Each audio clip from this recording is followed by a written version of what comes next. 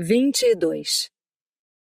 O verão chegava ao fim, e os sinais do outono se mostravam cada vez mais presentes. A festa de São Miguel já havia passado. Entretanto, a colheita estava atrasada naquele ano, e alguns de nossos campos ainda estavam cheios de trabalho pendente. O Sr. Linton e sua filha frequentemente saíam para caminhar entre os ceifeiros. No carregamento dos últimos feixes, eles permaneceram até o anoitecer. E o clima frio e úmido fez com que o patrão ficasse muito resfriado, o que se instalou agressivamente em seus pulmões e o confinou dentro de casa durante todo o inverno, saindo raramente. Cat, pobrezinha, transtornada por seu pequeno romance, estava consideravelmente mais triste e melancólica desde que foi obrigada a abandoná-lo. O pai dela insistia para que lesse menos e se exercitasse mais. Ela já não tinha sua companhia como antes. Considerei o dever de suprir sua falta tanto quanto possível. Mas fui uma substituta ineficiente, pois eu só poderia dispensar 2 ou 3 horas de minhas inúmeras ocupações diurnas para seguir os passos da jovem, o que fazia minha companhia menos desejável do que a dele. Em uma tarde de outubro, ou no início de novembro, fresca e úmida com a grama cheia de folhas secas e o céu gélido e azul meio escondido pelas nuvens cinza escuras que serpenteavam rapidamente do oeste, pressagiando chuva abundante, pedi à minha jovem que não fizesse seu passeio, porque eu tinha certeza de que choveria aos montes. Ela não me deu ouvidos, e eu involuntariamente vesti uma capa e peguei meu guarda-chuva para acompanhá-la em um passeio até o fundo do parque. Uma caminhada formal que ela geralmente fazia quando desanimada. O que sempre acontecia quando o Sr. Edgar estava pior do que o normal. O que, por mais que ele tentasse disfarçar seu estado, nós percebíamos pelo seu silêncio crescente e a melancolia de seu semblante. Catherine seguia tristemente. Não havia mais corrida ou saltos, embora o vento frio pudesse muito bem tê-la tentado a correr. E muitas vezes, ao olhá-la de relance, pude perceber que levantava a mão, limpando as bochechas com frequência. Olhei em volta procurando um meio de desviar seus pensamentos. De um lado da estrada erguia-se uma margem alta e acidentada, onde se viam aveleiras e carvalhos atrofiados, com as raízes meio expostas. O solo não era tão propício para os carvalhos. Os ventos fortes por pouco não os derrubaram, deixando parte deles quase horizontais. No verão, a senhorita Catherine adorava escalar esses troncos e sentar-se nos galhos, balançando a 6 metros acima do solo. E eu, satisfeita com sua agilidade e seu coração leve e infantil, ainda considerava apropriado repreender toda vez que eu a pegava lá em cima, mas para que ela soubesse que não havia necessidade de descer.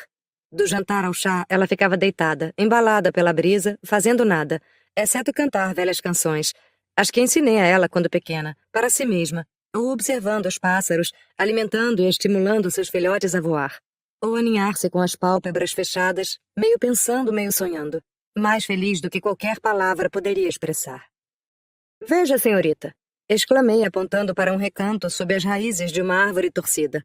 "Ainda não estamos no inverno. Há uma pequena flor ali, o último botão da multidão de campânulas que pareciam um tapete lilás que cobria a grama no mês de julho. Vai escalar e arrancá-lo para mostrar ao seu pai?" Cat olhou por muito tempo para a flor solitária tremendo em seu abrigo terreno e respondeu por fim. "Não, não quero arrancá-la. Mas parece melancólica, não é, Ellen?" "Sim", observei. "Tão desnutridas e sem cor quanto a senhorita. Suas bochechas estão sem sangue. Vamos, segure minhas mãos e vamos correr. Do jeito que está franzina, atrevo-me a dizer que consigo acompanhá-la." "Não", disse ela. Continuou andando e parando vez ou outra para apreciar musgos, um pedaço de grama branqueada ou um fungo espalhando seu laranja vivo entre os montes de folhagem marrom. Às vezes, levantando a mão para limpar o rosto. "Catherine, por que está chorando, querida?" Perguntei, me aproximando e colocando o braço por cima dos ombros dela. "Não deve chorar por seu pai que está resfriado. Deveria ser grata por não ser algo pior."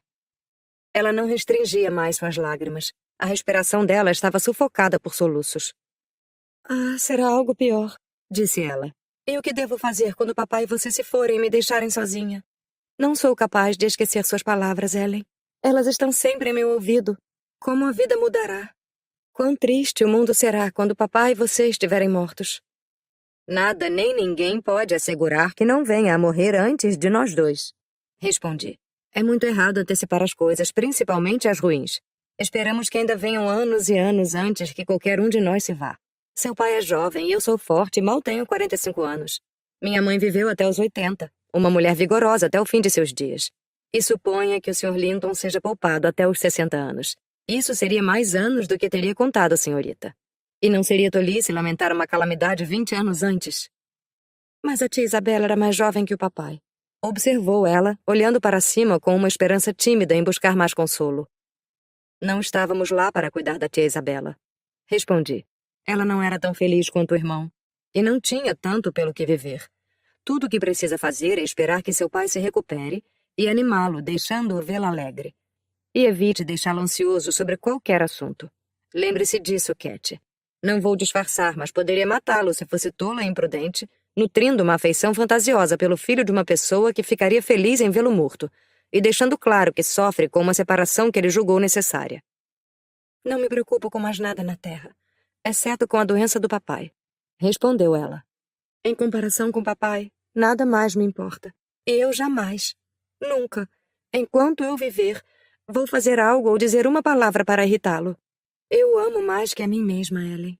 E eu sei disso, pois rezo todas as noites para que eu possa viver mais do que ele. Eu prefiro ser miserável a fazê-lo sofrer com a minha partida.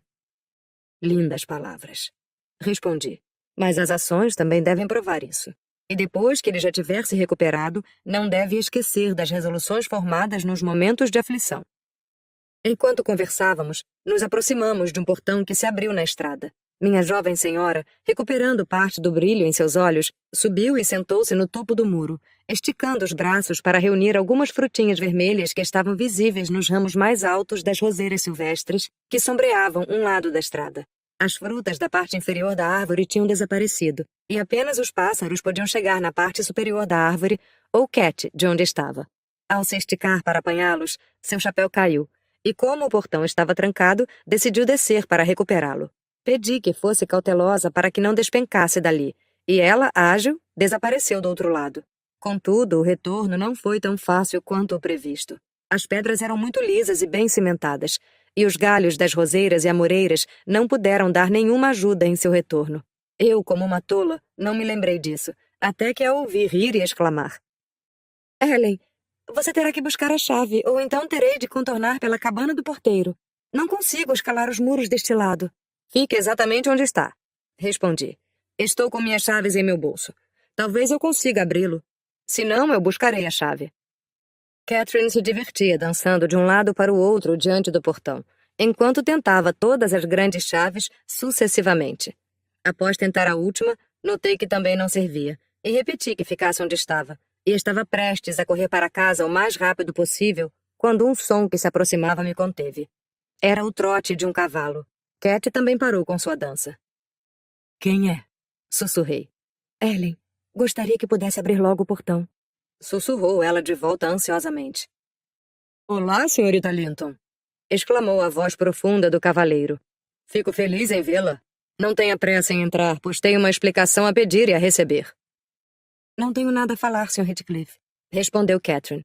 Papai diz que você é um homem mau e que odeia a ele e a mim. E Ellen diz o mesmo. Isso não tem nada a ver com o propósito de minha visita, disse Heathcliff. Eu não odeio meu filho, e é a respeito dele que desejo sua atenção. Sim, tem motivos para corar. 2 ou 3 meses atrás não tinha o hábito de escrever para Linton. Bilhetinhos de amor, hein? Ambos mereciam uns bons sopapos por isso. A senhorita especialmente por ser mais velha. E menos sensível, ao que me parece. Tenho suas cartas comigo, e se for petulante, as enviarei a seu pai. Presumo que se cansou da diversão e a abandonou, não é? Bem, jogou Linton no Vale das Lágrimas. Ele falava sério quando dizia que estava apaixonado. Seus sentimentos eram verdadeiros e esteja certa de que ele está morrendo por você. Está de coração partido graças à sua inconstância. Não figurativamente, mas de verdade. Embora Harrington venha zombando dele há 6 semanas, e eu tenha adotado medidas mais sérias na tentativa de dissuadi-lo a abandonar essa idiotice, ele piora a cada dia. Estará a 7 palmos antes do verão, a menos que a senhorita intervenha. Como pode mentir tão claramente para a pobre criança? Indaguei do lado de dentro. Senhorita Cat, vou arrancar a fechadura com uma pedra. Não acredite em nenhum destes absurdos vis. Reflita, é impossível que uma pessoa morra por amor a um estranho. Eu não sabia que havia bisbilhoteiros a ouvir nossa conversa particular, murmurou o Patife. Digníssima senhora Dean. Gosto da senhora, mas não aprecio sua falsidade, acrescentou em voz alta. Como pode mentir tão gritantemente, afirmando que eu odiava a pobre criança e inventar histórias fantasiosas para apavorá-la e mantê-la longe de minha casa? Catherine Linton, Só a menção de seu nome me aquece, minha linda moça. Estarei fora de casa durante toda esta semana. Vá e veja se não falei a verdade. Seja uma boa menina. Imagine que fosse seu pai no meu lugar e Linton no seu. Então o que sentiria se seu amado, diante de uma súplica de seu próprio pai, se recusasse a dar um passo para confortá-la? Não seja estúpida e caia no mesmo erro. Juro pela minha salvação. Ele está indo para o túmulo. E ninguém, além de você, pode salvá-lo. A fechadura cedeu e corri para fora. Juro que Linton está morrendo, repetiu Heathcliff, olhando fixamente para mim. E a dor e o desapontamento estão acelerando a morte dele. Nelly, se você não vai deixá-la ir, vá e veja por si própria.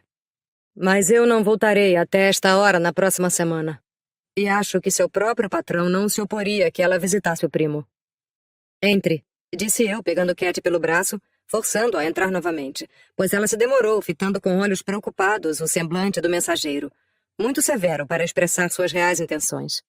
Ele veio para mais perto com o cavalo, e curvando-se, observou.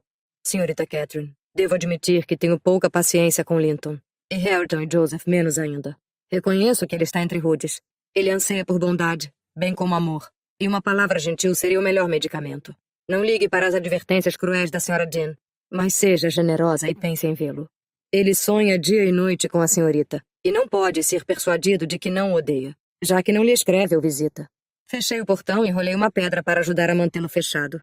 Abri meu guarda-chuva e puxei Catherine para baixo dele.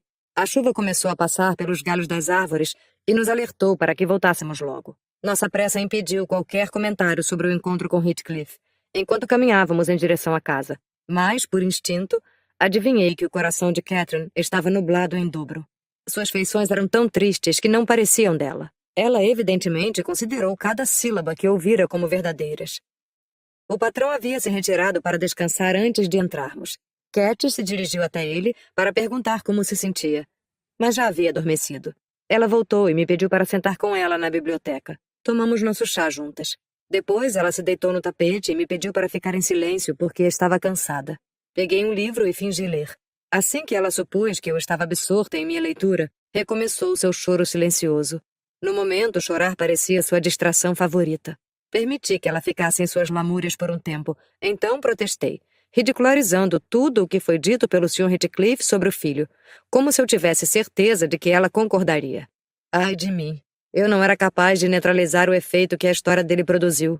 Era exatamente o que pretendia. Você pode estar certa, Ellen, respondeu ela. Mas não me sentirei calma até ter certeza. E devo dizer a Linton que não sou culpada por não escrever mais a ele. E convencê-lo que continuo a mesma. De nada me adiantaria ter raiva ou protestar contra sua credulidade boba. Nos recolhemos de forma hostil naquela noite. Mas no dia seguinte me vi na estrada para o Morro dos Ventos Uivantes, ao lado do pônei de minha jovem e obstinada senhora. Eu não suportava testemunhar sua tristeza, vê-la pálida, com um semblante abatido e olhos pesados. E cedi na tênue esperança de que o próprio Linton pudesse provar, ao nos receber, quão pouco a história de seu pai foi fundada em fatos.